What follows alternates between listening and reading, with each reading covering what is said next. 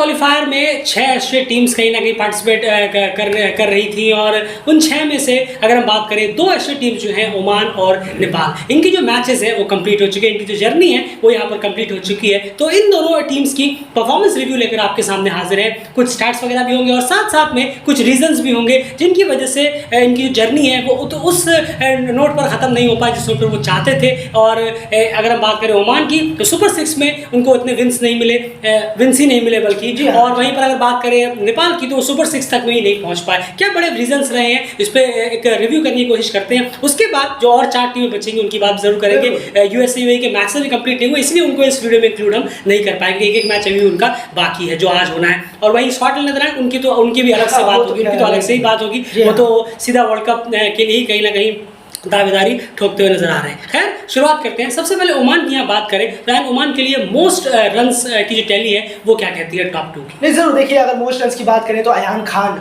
जिन्होंने 315 रन बनाए इस टूर्नामेंट में, उसके बाद कश्यप प्रजापति जिन्होंने 250 रन किए इस टूर्नामेंट में। बहुत शानदार इन दोनों बल्लेबाजों का ये टूर्नामेंट गया। इंडिविजुअली अगर आप देखेंगे एज अ टीम देखेंगे तो खराब है, पर ये दोनों बल्लेबाज सबसे ज़्यादा रन करने में कामयाब। बिल्कुल, इन दोनों ने 7 इनिंग्स यहाँ पर खेली है सुपर ओवरऑल मिलाकर अगर हम देखें। खैर उसके बाद यहाँ बात की जाए अब मोस्ट विकेट्स की टैली की। मोस्ट विकेट्स की जो टैली है ओमान के लिए टॉप 2 की तो वो है बिलाल खान जिन्होंने 14 विकेट निकाले और फैयाज भट्ट जिन्होंने 11 विकेट निकाले। कोई हैरानी नहीं है, हमने इस टूर्नामेंट के शुरू में भी आपसे कहा था कि बिलाल खान जो है वो टॉप विकेट टेकर्स की लिस्ट में एट द एंड आ जरूर सकते हैं। उतने इफेक्टिव नहीं रह पाए लेकिन फिर भी उन्होंने क्रूशियल वक्त पर विकेट्स निकाले हैं जिसकी वजह से टीम जो है सुपर 6 में कहीं ना कहीं पहुंचने में कामयाब रही है। उसके बाद कुछ अदर स्टैट्स की यहाँ बात की जाए तो वो क्या कुछ स्टैट्स आपके पास है? नहीं जरूर, देखिए हाफ सेंचुरीज यहाँ ओमान के बल्लेबाजों में सबने मिलाकर 10 लगाई हैं और सेंचुरीज की बात करें तो यहाँ पर 2 शतक भी आए हैं ओमान की तरफ से। बिल्कुल, और उसके बाद हम बात करें फोर्स की, यानी कि बल्लेबाजों ने जो चौके लगाए हैं वो 147 है।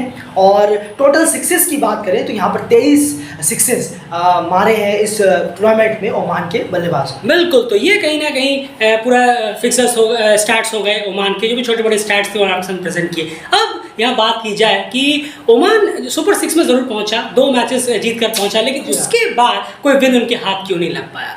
इसके पीछे जो सबसे बड़ा रीजन रहा है, शुरू के 2 मैचेस वो जीते, सुपर 6 में उन्होंने क्वालिफाई किया, लेकिन उसके बाद उन्होंने अपने ग्रुप स्टेज के 2 मैच भी हारे स्कॉटलैंड और श्रीलंका के खिलाफ, और यहाँ पर भी कोई खास उन्हें ऐसा हेल्प जो है वो मिली नहीं है। वो जिम्बाब्वे से हारे, नीदरलैंड से हारे और कल वेस्ट इंडीज से भी उन्हें हार का सामना करना पड़ा। इसके पीछे क्या रीजन रहे मोटे तौर पर, चलिए आपको बताते हैं। सबसे पहला सिर्फ पॉइंट बाय पॉइंट यहाँ बताऊंगा क्योंकि एनालिसिस में हम ऑलरेडी सारी चीजें आपको समझा चुके हैं। ओमान की बात करें तो उनके लिए 2-3 पॉइंट्स हैं। सबसे पहले उनका जो की प्लेयर्स हैं उनका फ्लॉप शो।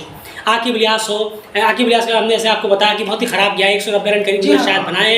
शुरू के 2 मैच में 50 मारी, उसके बाद उनका बल्ला खामोश हो गया, वो बड़े रीजन रहे। जतिंदर सिंह सिर्फ 62-65 रन बना पाए इस पूरे वर्ल्ड कप क्वालिफायर टूर्नामेंट की बात करें। जिशान मकसूद जिस तरह से वो इफेक्टिव हो सकते थे उतना इफेक्टिव वो रहे नहीं, और अब लास्ट के 1-2 मैचेस में वो कहीं ना कहीं इंजर्ड भी रहे, तो उसकी वजह से भी उनकी जो सर्विस है वो टीम को नहीं मिल पाई। तो की प्लेयर्स का जो फ्लॉप शो रहा वो काफी रहा। वहाँ पर बिलाल खान को भी आप जोड़ सकते हैं, विकेट्स 14 जरूर है। जी हाँ, नहीं एक चीज जरूर है कि विकेट्स 14 जरूर है, लेकिन आप रन्स देखेंगे, इकोनॉमी देखेंगे, बॉलिंग स्ट्राइक रेट को देखेंगे, बहुत ज्यादा एक अपने आप में डिसअपॉइंटमेंट होगा कि बिलाल खान का जो एक खुद का कद है, जिस तरीके से उन्होंने वर्ल्ड क्रिकेट लीग 2 में बॉलिंग कराई, वो यहाँ पर उसका एक कुछ हमें देखने को मिला नहीं, वैसा कुछ सिमिलर परफॉर्मेंस काफी डाउन नजर आए परफॉर्मेंस की बात करें। बिल्कुल, उसके बाद सेकंड पॉइंट रहा पुअर फील्डिंग। डेफिनेटली ये बहुत ज्यादा सरदर्द रहा है ज्यादातर एशियन टीम्स के लिए, यहाँ तक कि नीदरलैंड्स के लिए भी कुछ हद तक रहा था। शुरू में उन्होंने उस पर बहुत जल्दी और बहुत जबरदस्त काम किया, लेकिन ओमान ने काफी सारे कैच ड्रॉप्स किए हैं। और आपने देखा होगा back to back 2 match Zimbabwe के खिलाफ वो मैच जीत सकते थे, वहाँ पर इतनी खराब फील्डिंग हुई, उन्होंने 25 से 30 रन वहाँ पर एक्स्ट्रा लौटा दिए। नीदरलैंड के खिलाफ भी वही सेम रिपीट, बहुत खराब फील्डिंग, बहुत कैचेस छोड़े, रनआउट मिस किए, एक का डबल कर रहे थे वो डबल का ट्रिपल हो रहा था, तो इस वजह से टीम्स ने जो है हर बार 30 से 35 रन एक्स्ट्रा खर्च किए, फील्डिंग बहुत पुअर रही है। उसके बाद लास्ट पॉइंट, पेसर्स जो है वो शुरू के 10 ओवर्स का उतना इफेक्टिव इस्तेमाल नहीं कर पाए in compare to other teams. अगर एक हम पूरा कंपैरिजन निकालें सारी 10 की 10 टीमों का, तो ओमान के पेसर जो रहे हैं उन्होंने सबसे कम विकेट्स निकाले हैं शुरू के 10 ओवरों में, अगर हम बात करें compare to all other 5 associate teams, या फिर अगर आप सारी टीमों को ले लेंगे फुल को भी, तो भी इतना खराब रहा है। ओमान के पेसर्स ने शुरू के 10 ओवर में, जैसे हम जानते हैं कि वहाँ पे काफ़ी मूवमेंट मिलती है, काफ़ी बेहतर, काफ़ी तकलीफ होती है, विकेट्स निकालने में वो कामयाब उतने हुए नहीं। कभी किसी मैच में इकोनॉमिकल जरूर गए, लेकिन सिर्फ इकोनॉमिकल से काम नहीं चलता, क्योंकि आपको अर्ली ब्रेक थ्रूज बहुत जरूरी हो जाता है इस तरह के मैचेस में। तो ये कुछ 3 बड़े पॉइंट्स रहे कि 2 मैच जीतने के बाद ओमान की जो गाड़ी है वो आगे इतनी स्ट्रांगली और क्यों नहीं बढ़ पाए, उसके पीछे रीजंस कुछ यही रहे हैं। अब चलते हैं एक और टीम की तरफ, बात करते हैं नेपाल की। सबसे पहले उनके स्टैट्स की बात करते हैं। मोस्ट रन्स टॉप 2 कौन से रहे? जरूर देखिए, अगर मोस्ट रन्स की बात करें, कुशल गुरतैल जिन्होंने 213 रन बनाए हैं इस टूर्नामेंट में, और दीपेंद्र सिंह एरी जिन्होंने 161 रन बनाए हैं इस टूर्नामेंट में। अगर हम देखें तो ये दोनों बल्लेबाज अपनी टीमों के लिए, अपनी टीम के लिए हाईएस्ट रन स्कोरर रहे। बिल्कुल, तो ये कहीं ना कहीं चीज़ जरूर आ जाती है यहाँ पर कि मोस्ट रन्स की जो टैली है वो सिर्फ एक ही ऐसे प्लेयर है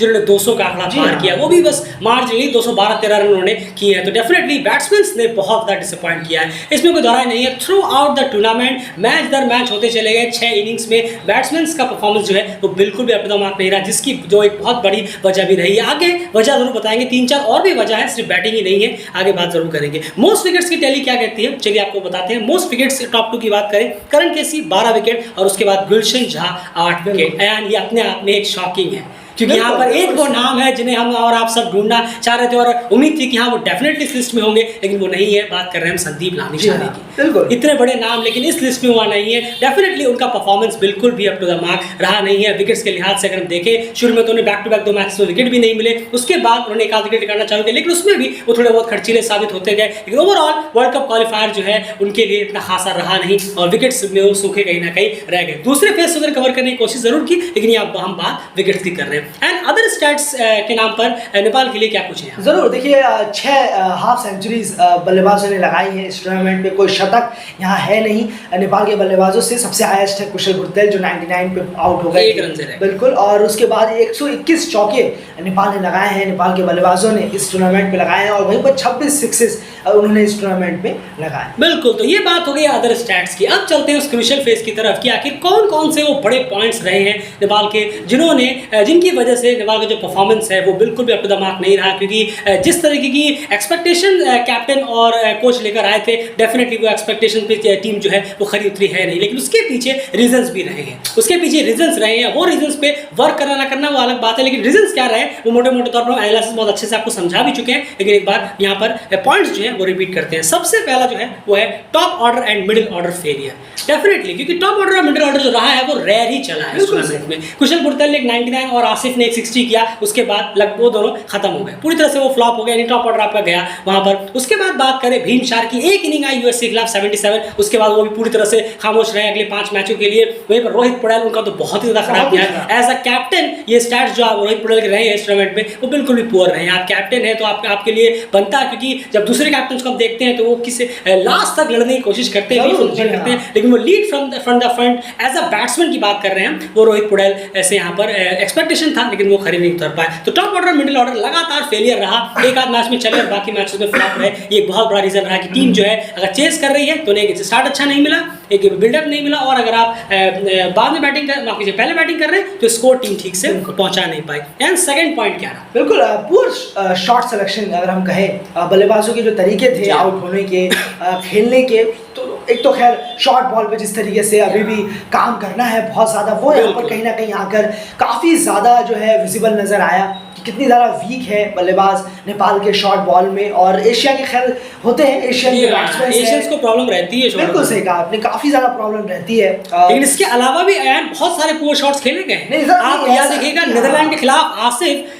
8वें-9वें स्टंप पे जाकर बैट लगा रहे हैं, उनका स्टंप उड़ गया। नहीं जरूर, अब हम जिम्बाब्वे के खिलाफ भी अगर आप देखेंगे तो आसिफ ने किस तरीके से अपना विकेट गंवाया, ऐसा नहीं कि शॉर्ट बॉल में विकेट गया। बिल्कुल जी हाँ, आगे बढ़ के चले गए। अभी कुशल गुरतैल आउट हुए थे, खैर वो बातें हो चुकी थी, लेकिन शॉट सिलेक्शन भीम शार्की को आप देखिए क्या वाहियात शॉट उन्होंने वेस्ट इंडीज के खिलाफ खामखा में पता नहीं क्या जरूरत थी। उसके बाद और बल्लेबाज कुशल मल्ला, तो खैर उनका गेम ही ऐसा है, रोहित पटेल शॉर्ट बॉल में आउट हो रहे हैं, दीपेंद्र सिंह एरी हो, आरिफ शेख हो, कुशल गुरतैल का अपना तरीका है आउट होने का, लेकिन जब ऊपर के बल्लेबाज इस तरीके से आउट हो रहे हैं शॉट मारने के बाद जब सेट हो चुके हैं, जी हाँ। 20 रन 15 रन 25 रन क्रॉस कर चुके हैं, तो फिर इस तरीके के शॉट आते हैं तो थोड़ी हैरानी होती है। बिल्कुल, तो ये कहीं ना कहीं रीजन रहा है शॉट समझना। आपको कहा कि सिर्फ शॉट बॉल ही प्रॉब्लम नहीं रही है, उसके अलावा भी कई एग्जांपल्स हैं। अगर आपने मैच देखा है, जाहिर सी बात है, अगर आप देखेंगे तो सिर्फ शॉट बॉल नहीं, उसके अलावा भी प्लेयर्स ने अपने विकेट गंवाए हैं खराब शॉट्स खेल खेल कर, बहुत जबरदस्ती बाहर की बॉलों को चेज